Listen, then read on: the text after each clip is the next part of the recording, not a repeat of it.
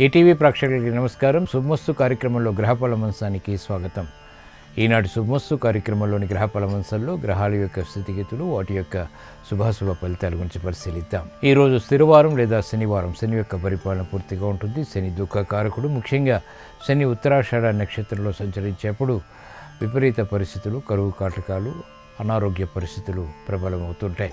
ఇటువంటి దోష నివృత్తికి, ఇటువంటి ప్రతికూల ప్రభావాన్ని ఎదుర్కోవటానికి శ్రీ వెంకటేశ్వర స్వామి యొక్క ఆరాధన, పూజాది, అభిషేకాది కార్యక్రమాలు సత్ఫలితాన్ని కలిగిస్తాయి. మరి శనివారం సందర్భంగా శని ద్వారా ఏర్పడేటువంటి ప్రతికూల ప్రభావాన్ని దూరం చేసుకోవటానికి శ్రీ వెంకటేశ్వర స్వామిని ఎటువంటి ప్రక్రియలతో పూజించాలి అనేటువంటి అంశంతో పాటు ముఖ్యంగా 12 రాసుల వారు ఈరోజు చేపట్టవలసినటువంటి కార్యక్రమాలు ఏమిటో కూడా పరిశీలిద్దాం. ముందుగా నేటి పంచాంగ వివరాలు. శ్రీ సార్వరీనామ సంవత్సరం ఆషాఢ మాసం, ఉత్తరాయణం, గ్రీష్మ ఋతువు.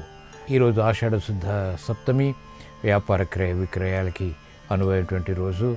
స్థిరమైనటువంటి కార్యాచరణకు కూడా అనువైనటువంటి రోజు.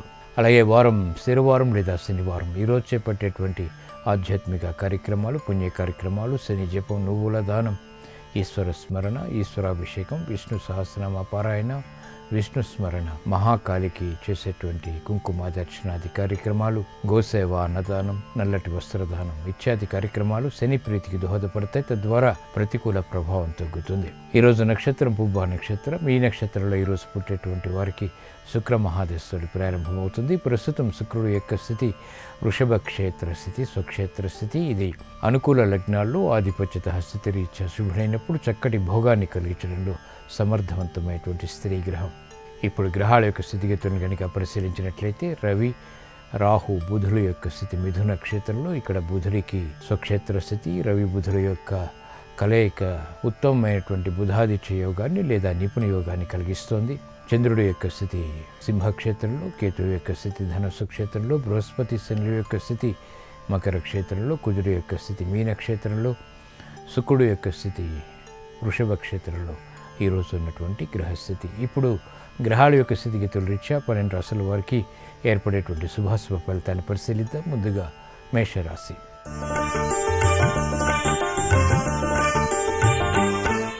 ఈరోజు మేషరాశి వారిని పరిశీలించినట్లయితే ఉద్యోగ వ్యవహారాల్లో జాగరూకతతో కూడినటువంటి నిర్ణయాలు తప్పనిసరి. సాహస నిర్ణయాలు పనికిరావు.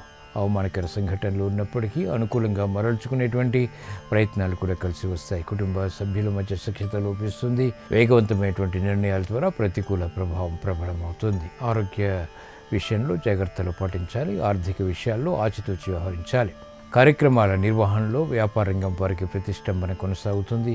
పారిశ్రామిక రంగం వారికి ఆర్థిక ఇబ్బందులు కొనసాగుతాయి. చేపట్టినటువంటి కార్యక్రమాన్ని వేగవంతంగా స్థిరాస్తి రంగం వారు పూర్తి చేయలేకపోతారు. శని రంగం వారికి ప్రతిబంధకాలు ఆర్థికంగా కొనసాగుతాయి. శనివారం సందర్భంగా ఈరోజు మేషరాశి వారు శ్రీ వెంకటేశ్వర స్వామిని తెల్ల మందారాలతో భక్తి శ్రద్ధలతో పూజించడం ద్వారా శ్రమ తగ్గుతుంది. ఆందోళనకర పరిస్థితులు నియంత్రించగలుగుతారు. ఆరోగ్య పరీక్షలు ఈరోజు మీకు మేలును కలిగిస్తాయి.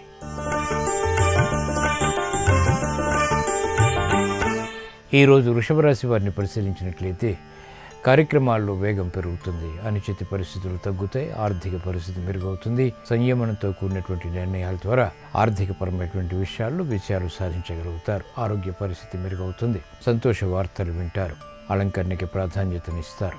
చేపట్టినటువంటి కార్యక్రమాలు మహిళలకు గృహపరంగా కలిసి వస్తాయి. వ్యాపార ఉద్యోగ సంబంధిత కార్యక్రమాల్లో ప్రోత్సాహం లభిస్తుంది. సినీ రంగం వారికి మంచి అవకాశాలు లభిస్తాయి. ప్రోత్సాహం లభిస్తుంది. ఆర్థిక పుష్టి చేకూరుతుంది. మహిళలకు ఉద్యోగ వ్యవహారాల్లో ఉన్నతి లభిస్తుంది. విద్యార్థులకి విద్యాపరమైనటువంటి విషయాల్లో ఆనందకర పరిస్థితులు చోటు చేసుకుంటాయి. శనివారం సందర్భంగా ఈరోజు వృషభ రాశి వారు శ్రీ వెంకటేశ్వర స్వామిని తెల్లచామంతులతో భక్తి శ్రద్ధలతో పూజించడం ద్వారా శుభ ప్రయత్నాలు కలిసి వస్తాయి. స్థిరమైనటువంటి నిర్ణయాల ద్వారా విజయాలు ప్రాప్తిస్తాయి. విద్యా ప్రయత్నాలు ఈరోజు మీకు అనుకూలం.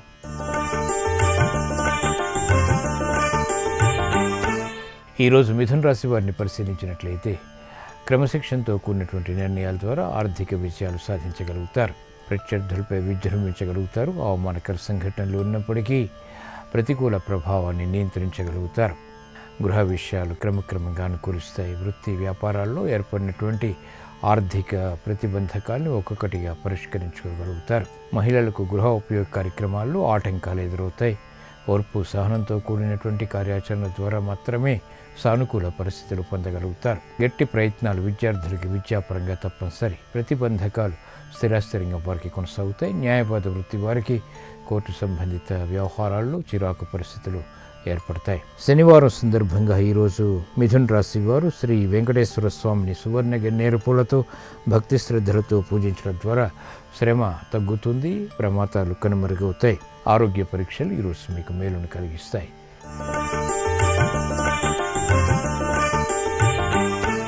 ఈరోజు కర్కాటక రాశి వారిని పరిశీలించినట్లయితే రాజకీయ నిర్ణయాల విషయంలో జాగ్రత్తలు పాటించాలి. ప్రతిబంధకాలు రాజకీయ పరంగా కొనసాగుతాయి. వ్యయాన్ని నియంత్రించలేకపోతారు. అకారణ ఖర్చులు ఉన్నప్పటికీ ఆదాయాన్ని పెంపొందింప చేసుకున్నటువంటి మార్గాలు కూడా సులభతరం అవుతాయి. సంబంధ బాంధవ్యాలు మెరుగవుతాయి. ఆర్థిక వ్యవహారాల్లో ఆచితూచి వ్యవహరించాలి. మహిళలకు గృహోపయోగ కార్యక్రమాల్లో చాకచక్యం పెరుగుతుంది. విద్యార్థులకి విద్యాపరమైనటువంటి విషయాలపై శ్రద్ధ పెరుగుతుంది. ప్రతిబంధకాలు ఎదుర్కోగలుగుతారు. కార్యక్రమ నిర్వహణలో నైపుణ్యం స్థిరాస్తి రంగం వరకు కొనసాగించగలుగుతారు. ఆర్థిక వృద్ధికి చేపట్టేటువంటి ప్రయత్నాలు కలిసి వస్తాయి. శనివారం సందర్భంగా ఈరోజు కర్కాటక రాశి వారు శ్రీ వెంకటేశ్వర స్వామిని తులసి దళాలతో భక్తి శ్రద్ధలతో పూజించడం ద్వారా ఆర్థిక విజయాలు వేగవంతమవుతాయి. విఘ్నాలు, జాప్యాలు వంటివి కనుమరుగవుతాయి. స్థిరాస్తి నిర్ణయాలు ఈరోజు మీకు అనుకూలం.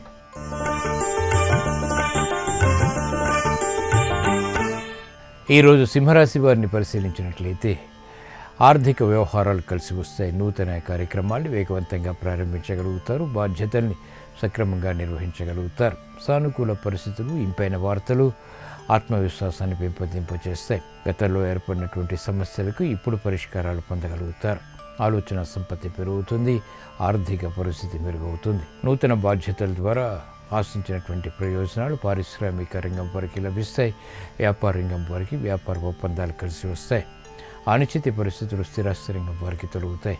వేగవంతమైనటువంటి నిర్ణయాల ద్వారా సాఫ్ట్వేర్ రంగం వారికి ప్రతిభ గుర్తింపబడుతుంది. సానుకూల పరిస్థితులు బలాన్ని పెంపొందింపచేస్తాయి. మహిళలకు ఉద్యోగ సంబంధిత కార్యక్రమాల్లో ప్రోద్బలం లభిస్తుంది. వైద్య వృత్తి వారికి అత్యంత అనుకూలం. వ్యవసాయ రంగం వారికి ప్రోత్సాహం కొనసాగుతాయి.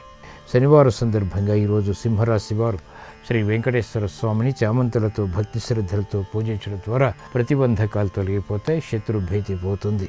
ఆర్థిక లావాదేవీలు, సంభాషణలు, ప్రక్రియలు ఈరోజు మీకు అనుకూలం.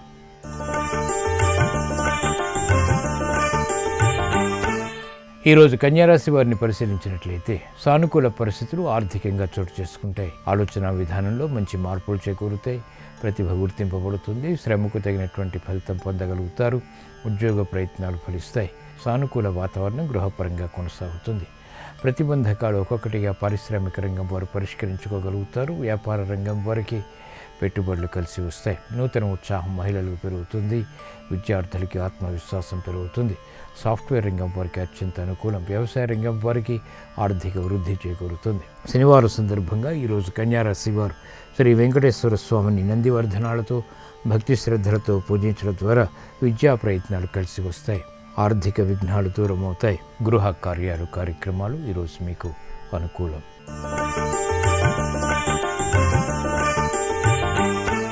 ఈరోజు తులారాశి వారిని పరిశీలించినట్లయితే వేగవంతమైనటువంటి నిర్ణయాలు ఆర్థికంగా పనికిరావు. సమస్యలు ఆకస్మికంగా వెలుగులోకి వస్తాయి. మానసిక రుగ్మతలు పెరుగుతాయి. శ్రమ అధికమవుతుంది. చేపట్టినటువంటి కార్యక్రమాలపై విముఖత ఉంటుంది. వేగవంతమైనటువంటి నిర్ణయాలు పారిశ్రామిక రంగం వారికి పనికిరావు. ప్రతిబంధకాలు వ్యాపార రంగం వారికి ఆర్థికంగా కొనసాగుతాయి.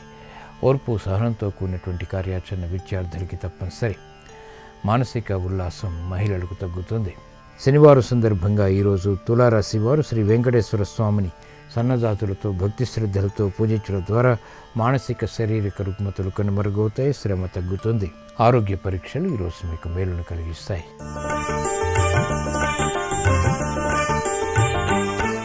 ఈరోజు వృశ్చిక రాశి వారిని పరిశీలించినట్లయితే ఆందోళనకర పరిస్థితులు నియంత్రించగలుగుతారు. ఆర్థిక వ్యవహారాల్లో వేగవంతమైన అనుకూల మార్పులు చోటు చేసుకుంటాయి. ప్రతిబంధకాలు ఒక్కొక్కటిగా పరిష్కరించుకునేటువంటి మార్గాలు సులభతరమవుతాయి. స్థిరాస్తి వ్యవహారాలు కలిసి వస్తాయి. వ్యాపార విజయాలు సాధించగలుగుతారు. ఆగిపోయినటువంటి కార్యక్రమాలను స్థిరాస్తి రంగం వారు పునఃప్రారంభించగలుగుతారు. ఆర్థిక స్తోమత పారిశ్రామిక రంగం వారికి పెరుగుతుంది. వ్యాపార దక్షత వ్యాపార రంగం వారికి పెరుగుతుంది. సానుకూల నిర్ణయాలు మహిళలు త్వరితగతిని తీసుకోగలుగుతారు. సానుకూల వార్తలు సాఫ్ట్వేర్ రంగం వారికి ఇంపును కలిగిస్తాయి. శనివారం సందర్భంగా ఈరోజు వృశ్చిక రాశి వారు శ్రీ వెంకటేశ్వర స్వామిని సంపెంగలతో భక్తి శ్రద్ధలతో పూజించడం ద్వారా ఆర్థిక విజయాలు చేకూరుతాయి. కార్యాచరణ తద్వారా ఆనందం లభిస్తుంది. విద్యా ప్రయత్నాలు ఈరోజు మీకు అనుకూలం.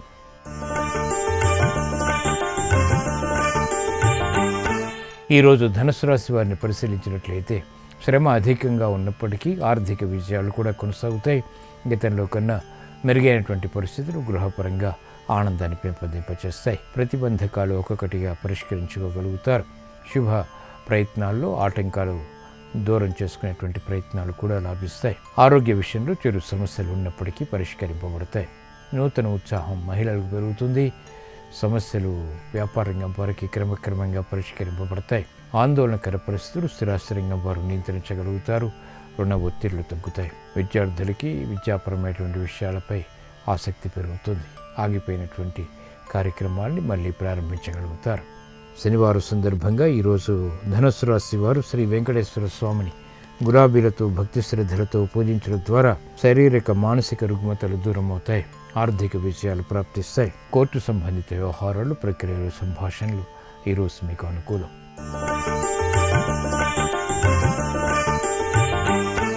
ఈరోజు మకర రాశి వారిని పరిశీలించినట్లయితే ఆందోళనకర పరిస్థితులు ఆర్థికంగా ఉన్నప్పటికీ నిలదొక్కునేటువంటి ప్రయత్నాలు కూడా కలిసి వస్తాయి. మానసిక ధైర్యం కొనసాగుతుంది. స్థిరాస్తి వ్యవహారాల్లో అలజడి తగ్గుతుంది.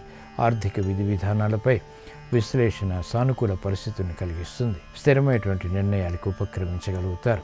ఆర్థిక వ్యవహారాల్లో అలజడి ఉన్నప్పటికీ పారిశ్రామిక రంగం వారికి సానుకూల పరిస్థితులు ఏర్పడతాయి. పొరపాట్లు దొరికినప్పటికీ వ్యాపార రంగం వారికి తిరిగి సద్దుమణుగుతాయి. విద్యార్థులకి శ్రమ అధికమవుతుంది. మహిళలకు ఆరోగ్య ఖర్చులు పెరుగుతాయి.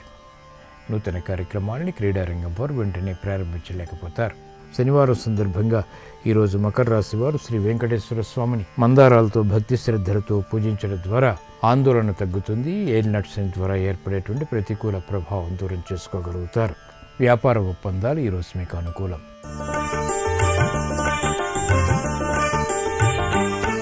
ఈరోజు కుంభరాశి వారిని పరిశీలించినట్లయితే వాహన సౌఖ్యం కొనసాగుతుంది. విద్యాపరమైనటువంటి విషయాల్లో విజయాలు సాధించగలుగుతారు.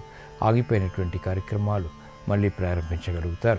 సమయస్ఫూర్తితో కార్యాచరణ ద్వారా ఆశించినటువంటి ప్రయోజనాలు క్రమక్రమంగా లభిస్తాయి. గృహ విషయాలు అనుకూలిస్తాయి. ఆర్థిక పరిస్థితి కూడా మెరుగవుతుంది. ఆరోగ్య రక్షణ చేకూరుతుంది. మహిళలకు గృహ విషయాల్లో ఆనందకర పరిస్థితులు చోటు చేసుకుంటాయి. వ్యవసాయ రంగం వారికి ఆర్థిక వృద్ధి చేకూరుతుంది. నూతన కార్యక్రమాల్లో వేగం పెరుగుతుంది. వ్యాపార అభివృద్ధికే చేపట్టేటువంటి కార్యక్రమాలు వ్యాపార రంగం వారికి ప్రోత్సాహాన్ని కలిగిస్తాయి. సంయమనంతో కూడినటువంటి కార్యాచరణ మహిళలకు ఉపకరిస్తుంది. ఉద్యోగ వ్యవహారాల్లో ఉద్యోగస్తులకి చిరు సమస్యలు ఏర్పడినప్పటికీ తిరిగి సద్దుమణుగుతాయి.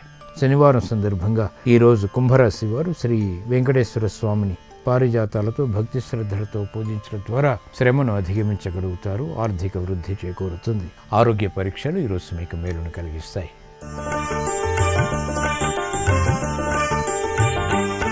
ఈరోజు మీనరాశి వారిని పరిశీలించినట్లయితే ఆర్థిక సంబంధిత లావాదేవీల్లో అనుకూల పరిస్థితులు ఆనందాన్ని పెంపొందింపచేస్తాయి. సాహస నిర్ణయాలకి ఉపక్రమించగలుగుతారు. ప్రయాణాల ద్వారా ప్రయోజనాలు సాధించగలుగుతారు.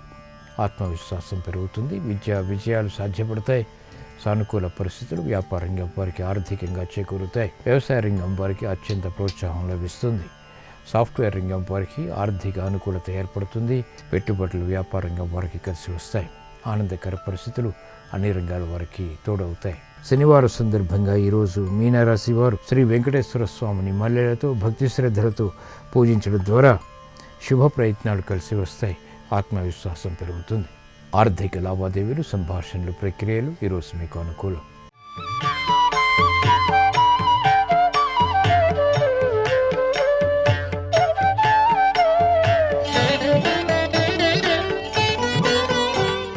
శుభమస్తు కార్యక్రమంలో గృహ బలం అంశానికి స్వాగతం. ప్రస్తుత నవీన యుగంలో సెల్ ఫోన్స్కి ఎక్కువ ప్రాధాన్యత ఇస్తున్నాం. ప్రతి చిన్న విషయానికి కూడాను సెల్ ఫోన్స్ను వినియోగించేటువంటి పరిస్థితి ఏర్పడింది. అయితే ఈ సెల్ ఫోన్స్ యొక్క ప్రభావం కూడా మీ అదృష్టానికి నాంది పలుకుతుంది.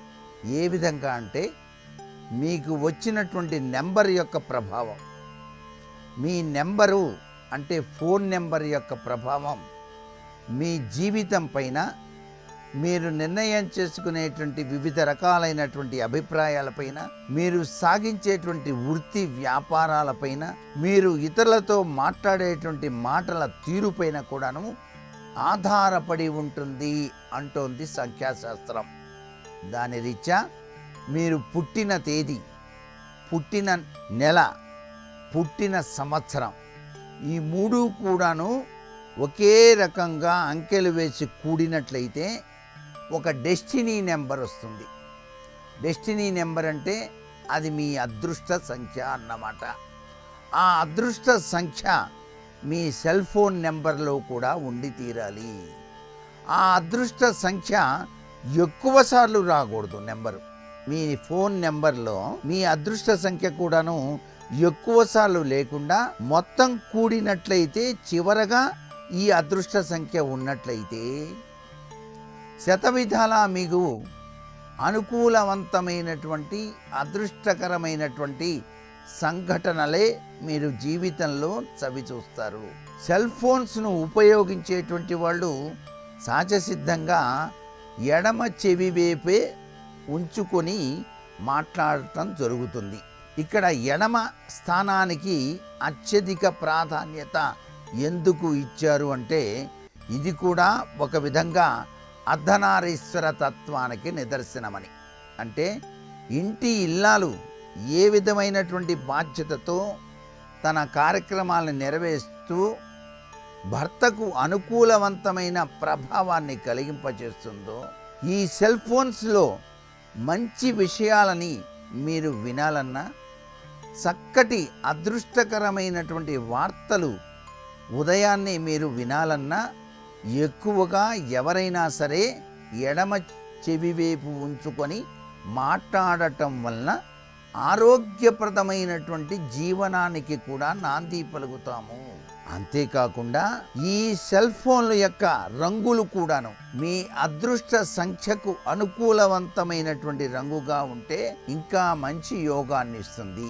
అంటే అందరికీ అవే రంగులు దొరకవు కాబట్టి దానిపైన వేసుకునేటువంటి కవర్, అమర్చేటువంటి కవర్ కలర్ అయినా అదృష్ట రంగు కలిగి ఉండేటట్టుగా గనక మీరు ఏర్పాటు చేసుకున్నట్లయితే మీ జీవితం సుసంపన్నమై అదృష్టకరమైన ప్రభావంతో జీవితాన్ని కొనసాగించటానికి ఆస్కారం ఎక్కువగా ఉంటుంది.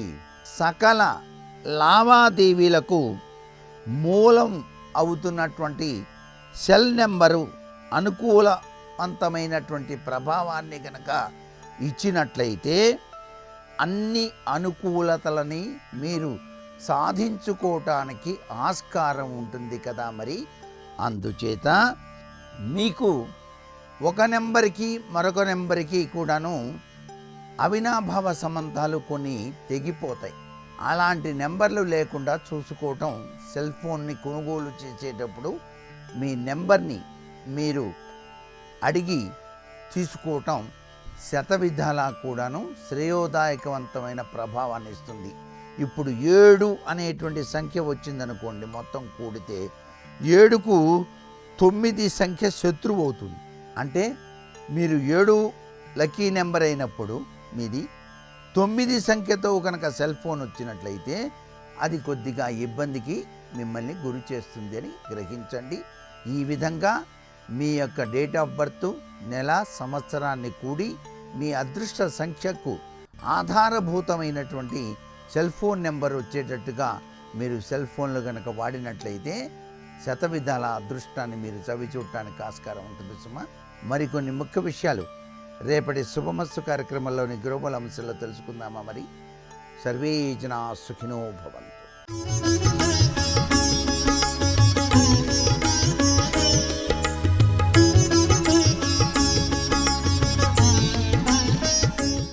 శుభోదయం.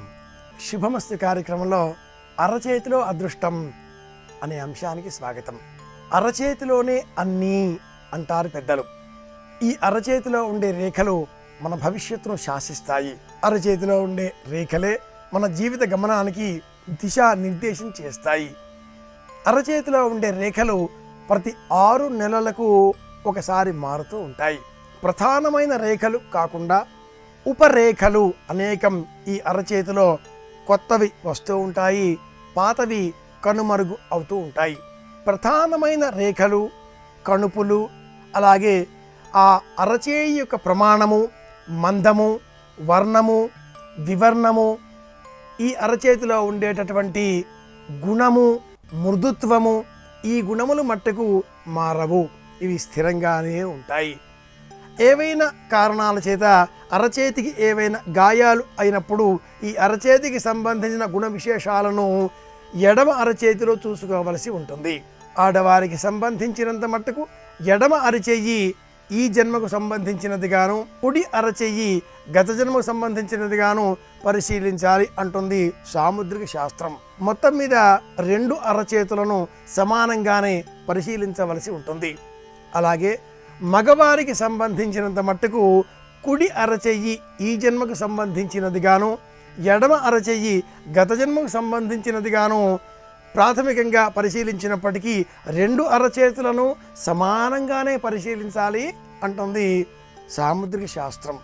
అలాగే ఏ విషయాన్ని కూడా ఇదమిత్తంగా ఖచ్చితంగా వెంటనే తేల్చకుండా అనేక కోణాలను కూడా, అంటే ఒక రేఖ పైన ఆధారపడి ఇతర రేఖలు కూడా ఏ విధంగా వాటి వాటి స్వరూపాలను, స్వభావాలను తెలియజేస్తున్నాయో అలా చెప్పాలి అని కూడా ఈ శాస్త్రం దిశానిర్దేశం చేస్తుంది.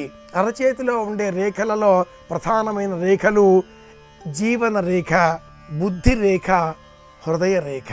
సామాన్యంగా ఈ జీవన రేఖ ప్రమాణాన్ని ఇలా వృత్తాకారంలో మెలిపి తిరిగి ఉండడం, వంగి ఉండడం చూచి ఆయుర్దాయ ప్రమాణం ఇంత ఇంత ఇంత అంటూ నిర్ధారణ చేస్తూ ఉంటారు సాముద్రికవేత్తలు.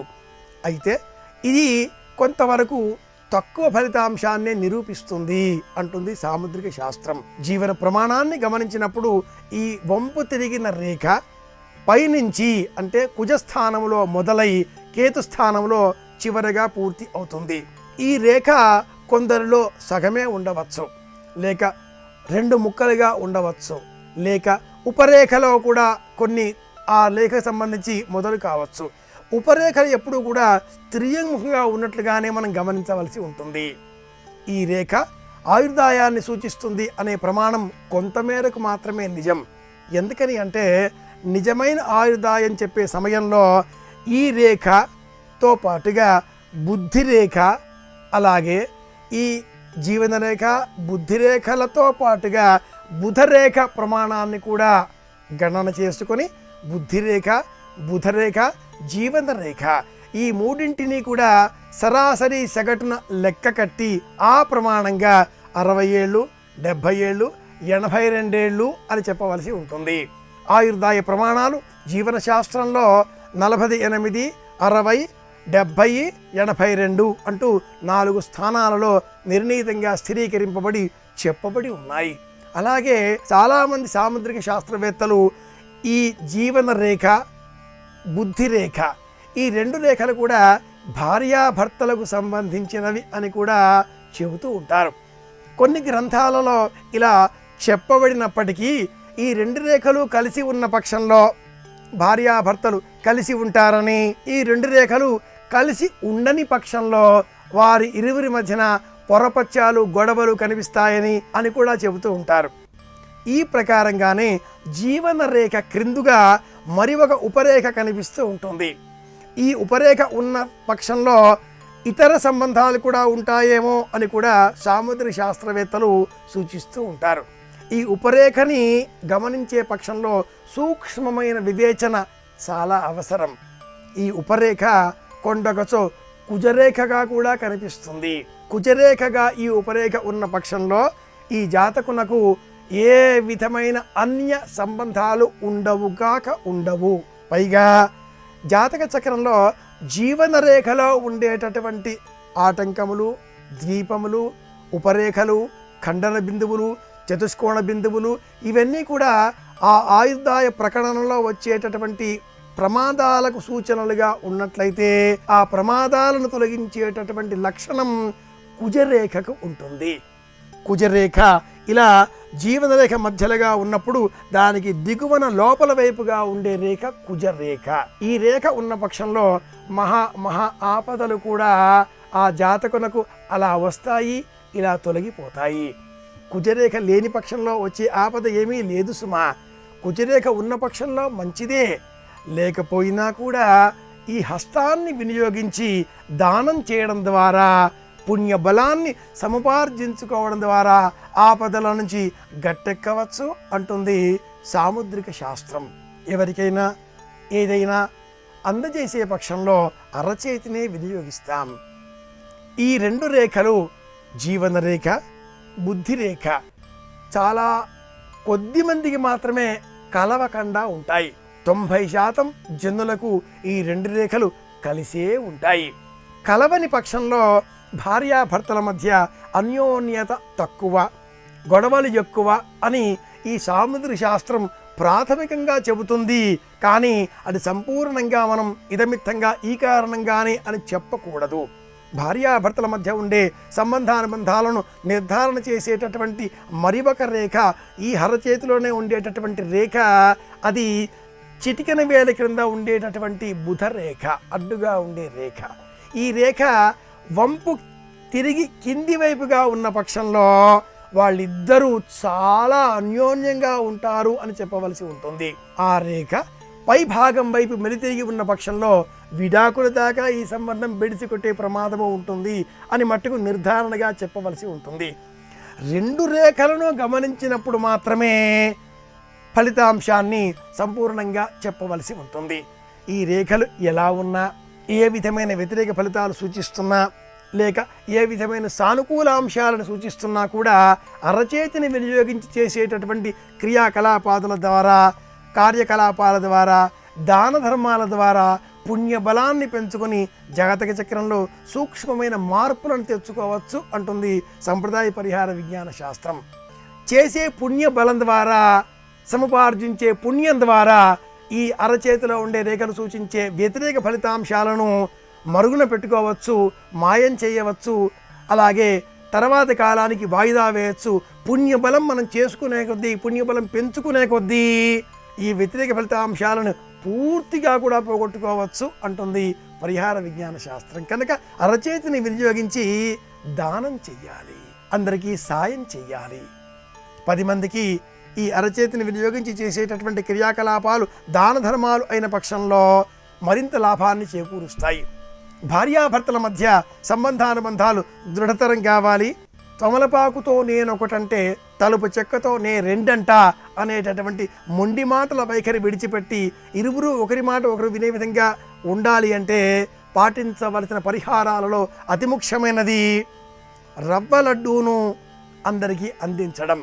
గసగసాలు, కొబ్బరికోరు, పంచదార వీటితో చేసే లడ్డు కానీ, రవ్వ లడ్డు కానీ, శనగపిండితో చేసేటటువంటి పొడి లడ్డు కానీ, మినపపప్పుతో చేసేటటువంటి మినప సున్నుండలు కానీ, ఇలా మెత్తటి పొడితో చేసేటటువంటి తీపి పదార్థం ఉండలను అందరికీ పంచిపెట్టడం ద్వారా భార్యాభర్తల మధ్య అన్యోన్యతను సాధించవచ్చు. అరచేతిలో రేఖలు చూపించేటటువంటి వ్యతిరేక ఫలితాలను సానుకూలంగా మార్చుకోవచ్చు అని కూడా తెలియజేస్తుంది మీ అరచేతిలో అదృష్టం అనే ఈ అంశం. ఇవి ఈనాటి విశేషాంశాలు. మరిన్ని విషయాలతో మళ్ళీ రేపు కలుసుకుందాం. అందరి క్షేమాన్ని కోరుదాం అని విన్నవిస్తూ శుభమస్తు.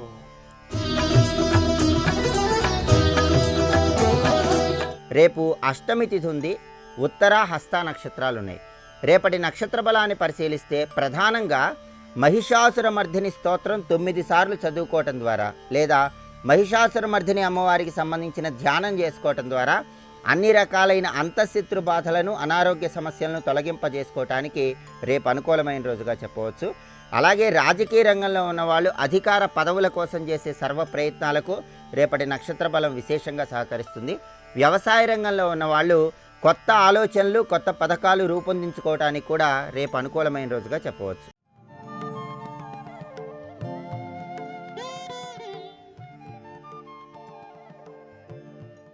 श्रीयाञ्जनेयं प्रसन्नाञ्जनेयम्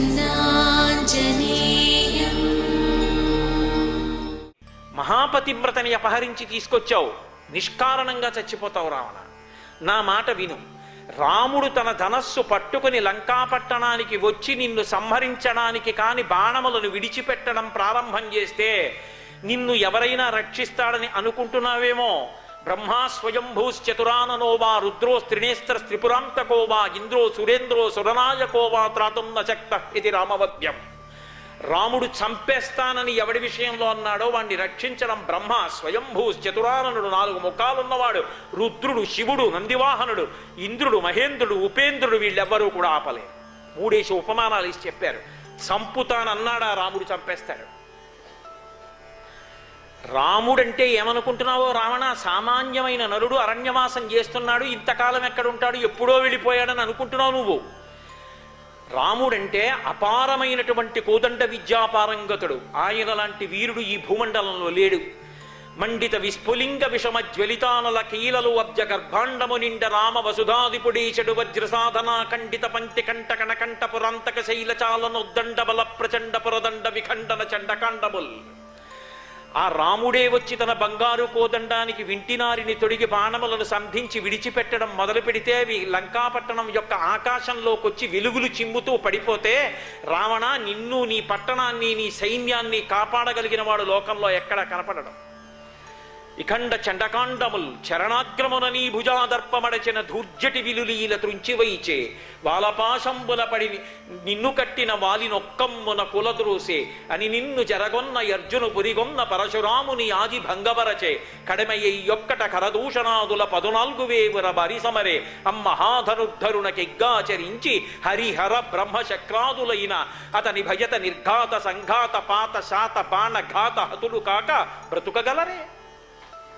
రాముడంటే ఏమనుకుంటున్నావు నువ్వు? ప్రతిరోజు ఆరాధన చేసేటటువంటి పరమశివుడు కైలాస పర్వతం మీదుండగా దర్శనం ఇవ్వలేదని కోపం వచ్చి కైలాస పర్వతం కింద నువ్వు నీ చేతులన్నీ పెట్టి కైలాస పర్వతాన్ని పెల్లగించడానికి ప్రయత్నిస్తే ఆయన తన కాలి బొటనవేలితో నొక్కితే నీ చేతులు కైలాసం కింద ఉండిపోతే పెద్ద అరుపులు ఎరిస్తే రవం చేశావు కాబట్టి రావణ అని బిరుదిచ్చాడు శివుడు. అటువంటి పరమశివుడి యొక్క ధనస్సుని విరిచినవాడు. 4 సముద్రాల దగ్గర సంధ్యావందనం చేసే అలవాటు ఉన్నటువంటి వాలి దగ్గరికి వెళ్ళి నువ్వు నిష్కారణంగా వాలిని ఇబ్బంది పెట్టడానికి ప్రయత్నిస్తే ఎవడు రా 10 తలల పురుగని తోకకి చుట్టి సముద్రంలో ప్రతి చోట ముంచి పైకి తీస్తుంటే ప్రాణాల కోసం ఏడ్చావు. కిష్కిందకి తీసుకెళ్లి తోక దులిపి కింద పారేసి పురుగా ఎవడురా నువ్వు అని అడిగాడు వాలి. అటువంటి వాలిని ఒక్క బాణంతో చంపేశాడు. ఒకనాడు నువ్వు మాహిష్మతీ నగరానికి వెళ్ళి అక్కడ ప్రవహిస్తున్నటువంటి నర్మదా నది ఒడ్డున సాయంకాలం అయిందని సైకతలింగాన్ని పెట్టి ఆ సైకతలింగానికి పూజ చేశావు బోలెడన్ని పువ్వులతో. కార్తవీర్యార్జునుడు ఊళ్ళో లేడు. ఆ నర్మదా నది కింద ప్రవాహం దగ్గర తన కాంతలందరితో కలిసి స్నానం చేస్తున్నాడు. ఆయన పత్నులందరూ కోరారు నీ 1000 బాహువులతో ప్రవాహాన్ని అడ్డమని. వెంటనే కార్తవీర్యార్జునుడు తన 1000 చేతులతో ప్రవాహాన్ని అడ్డుకున్నాడు. ప్రవాహం పైకి ఎక్కి ఎక్కి ఎక్కి ఎక్కి ఒడ్డునున్న శివలింగం మీదున్న పువ్వులు కొట్టుకుపోయాయి. నీకు కోపం వచ్చి కార్తవీర్యార్జునుడి మీదకి యుద్ధానికి ఎడితే నువ్వెంతటి వాడివి రాని నిన్ను బంధీకృతుణ్ణి తీసుకెళ్లి చేసి కారాగారంలో పారేస్తే మీ తాతగారు పులస్త్య బ్రహ్మ వచ్చి నిన్ను విడిపించాడు.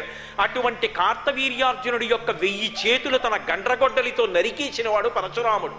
ఆ పరశురాముడి చేతి విష్ణు చాపాన్ని అందుకున్నవాడు రామచంద్రమూర్తి. ఆ ఒక్క రాముడు జనస్థానంలో 14,000 మంది కరదూషణాదులన్న రాక్షసులు ఎదురుగుండా వచ్చి నిలబడితే ఆయన ఎప్పుడు ధనస్సు పట్టుకున్నాడో, ఎప్పుడు వింటినారికి బాణం సంధించాడో, ఎప్పుడు ఆకర్ణాంతం లాగాడో, ఎప్పుడు విడిచిపెట్టాడో ఎవరికి కనపడలేదు. శూర్పణక తెల్లబోయింది. ఎదురుగుండా చచ్చిపోతున్న వాళ్ళు కనపడ్డారు తప్ప ఆయన బాణం వేయడం కనపడదు. అంత వేగంగా తిరుగుతుంది చెయ్య. అందుకు గోపరాజు గారు అంటాడు, బండన భీముడు అత్తజన బంధవుడు ఉజ్వల బాణతూణ కోదండ కళప్రచండ భుజతండవ కీర్తికి రామమూర్తికిన్ రెండవ సాటి దైవమికలేడుచున్ గడకట్టి భేరికా డండ డండ డండ నిడదమ్ముల జండము నిండ మత్త వేదండము నెక్కి చాటను దాచరథీ కరుణాపయోనిధి అంటాడు. యుద్ధం వస్తే రామచంద్రమూర్తి యొక్క బాహువులు రుద్రతాండవం చేస్తాయి. అటువంటి రామచంద్రమూర్తి 14,000 మంది రాక్షసుల్ని 1 గంట 48 నిమిషాల్లో పడగొట్టాడు. అటువంటి శౌర్యమూర్తి, అటువంటి రామచంద్రమూర్తితో యుద్ధం చేసి రేపు పొద్దున నువ్వు బ్రతుకుదామని అనుకుంటున్నావా? రాముడి వరకు ఎందుకురా? తురగశ్చందనమత్తవారణ భట స్తోమంబుతో కూడ నీపురి భస్మంబుగ కాల్చి సైనిక సుహృత్పుత్రాన్ని జశ్రేణి నెత్తురు క్రక్కన్ పడగృద్ది చంపి మరి మృత్యుక్రూరతన్ పట్టి నీ శిరముల్ త్రుంపక నేనే చాలు జయశ్రీ లబ్ధి వర్ధిల్లగన్. నా పిడిగుద్దులతోని ఏనుగుల్ని గుర్రాల్ని నెత్తురు కక్కెట్టు చంపి లంక నాశనం చేసి నీ 10 తలలు గిల్లేస్తా రావణ. ఏమనుకుంటున్నావు?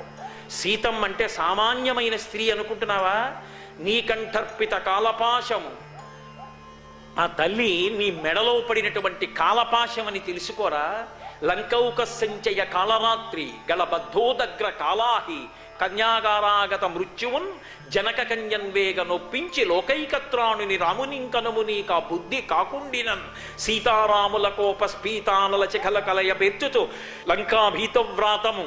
ఈ లంకనంతటినీ కూడా సీతారాముల యొక్క కోపాగ్ని జ్వాలలు కాల్చకముందే వెళ్ళి రామచంద్రమూర్తి పాదాల మీద పడి క్షమాపణ చెప్పి సీతమ్మతని తిరిగిచ్చేయి, లేదా లంక సర్వనాశనం అయిపోతుంది రావణ.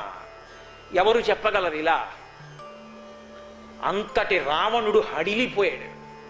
ఈ వానరాన్ని పట్టి ఇప్పుడే సంహరించండి అన్నాడు. మహానుభావుడు కాబట్టి ధర్మాత్ముడు విభీషణుడు లేచి సాధుర్వా యదివా సాధు పరైరేషా సమర్పిత బ్రవన్ పరార్థం పరవాన్ నదూతో వదమర్హసి. అన్నయ్య, దూతని చంపకూడదన్నయ్య, మిగిలిన శిక్షలు ఇయ్యచ్చు అన్నాడు. ఏదో తర్వాత శిక్ష వేశాడు, లంకాదహనం చేసి పారేశాడు స్వామి. ఆయన అవిక్ర పరాక్రమం అటువంటిది, ఆయన మాట తీరుటువంటిది. అందుకే రామచంద్రమూర్తి అంతటి వారు మొట్టమొదటిసారి హనుమ కలుసుకున్నప్పుడు పంపా తీరంలో ఒక మాట అన్నారు. నా యజుర్వేద వినీతశ్చ నా ఋగ్వేద వినీతశ్చ నా యజుర్వేద భాషిణ నా సామవేద విదుష శిక్షమేవ విభాషితం. 4 వేదాలు చదువుకోని వాడు ఇలా మాట్లాడగలడా? ఈయన వ్యాకరణ శాస్త్రాన్ని ఎంత బాగా చదువుకున్నాడో ఒక్క అపశబ్దం లేదు, నోట్లోంచి వాక్య నిర్మాణం అలా వస్తుంది. ఆయన గుండెల్లో, ఆ నోట్లో, శిరస్సులో ఆ శబ్దం అలా బంధింపబడుతోంది. ఎప్పుడు ఏ మాట ఎలా మాట్లాడాలో అలా మాట్లాడుతున్నాడు. ఇలాంటి వాడు స్నేహితుడయ్యుంటే కశ్యనారాజ్యతే చిత్తం ఉజ్జదాసే రరేరపి. కత్తి ఎత్తి చంపడానికి వచ్చిన శత్రువు కూడా అటువంటి వాడి మాట వింటే కత్తి దింపి స్నేహం చేసుకుంటాడు. ఎటువంటి మాట వైభవం ఉన్నవాడయ్యా లక్ష్మణ, మాట్లాడు ఆయనతో అన్నాడు. అంతటి మహానుభావుడు హనుమ అంటే. ఆయన మాట తీరంత గొప్పది. ఎక్కడెక్కడ హనుమని ఉపాసన చేస్తారో అక్కడక్కడ అంత గొప్పగా అనుగ్రహిస్తారు. 100 యోజనముల సముద్రం దాటి వచ్చేస్తున్నారు.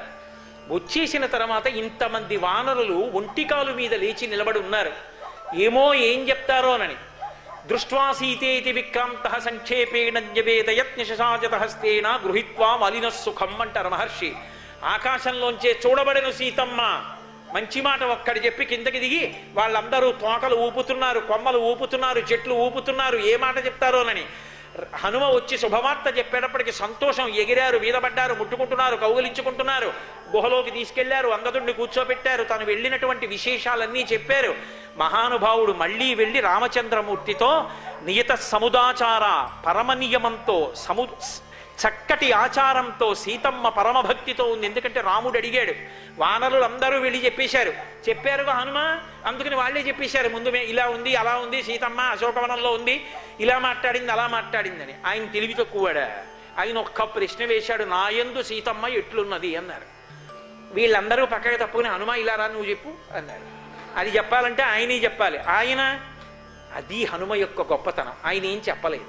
చెప్పకుండా ఆయన ఏం చేశారంటే, ఒక్కసారి ప్రణమ్య సరసాదేవ్యా సీతాయై దిశం ప్రతి, సీతమ్మ ఎటువైపు ఉందో అటువైపు తిరిగి నమస్కారం చేశారు. నా నుంచి నమస్కారం అందుకోవలసినంత పవిత్రమైనటువంటి స్థితిలో సీతమ్మ ఉన్నది. అంతే, చాలదు. రామ సుగ్రీవయో సఖ్యం శ్రుత్వా ప్రీతిముపాగత. ఓ రామ, నువ్వు సుగ్రీవుడు కలుసుకున్నామని విని మురిసిపోయింది నా తల్లి.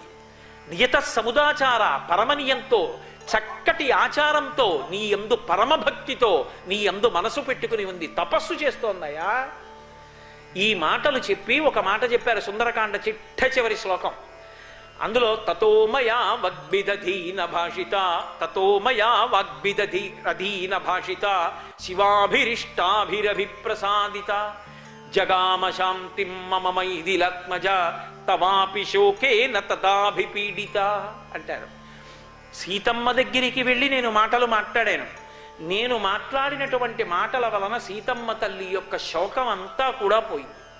కానీ కొద్ది శోకం మిగిలి ఉంది. ఏమిటి ఆ శోకం అంటే, నువ్వు ఆమె కొరకు శోకిస్తున్నావని తాను శోకిస్తాం అంతే తప్ప ఇప్పుడు ఆ తల్లికి శోకం లేదు. నేను ఆ అమ్మకు శాంతిని ప్రసాదించాను అన్నారు. తన మాటల చేత శాంతి ప్రసాదించాను అని హనుమ చెప్పిన కాండ సుందరకాండ. మాట గొప్పతనం ఏమిటో నిరూపించిన మహాపురుషుడు స్వామి హనుమ.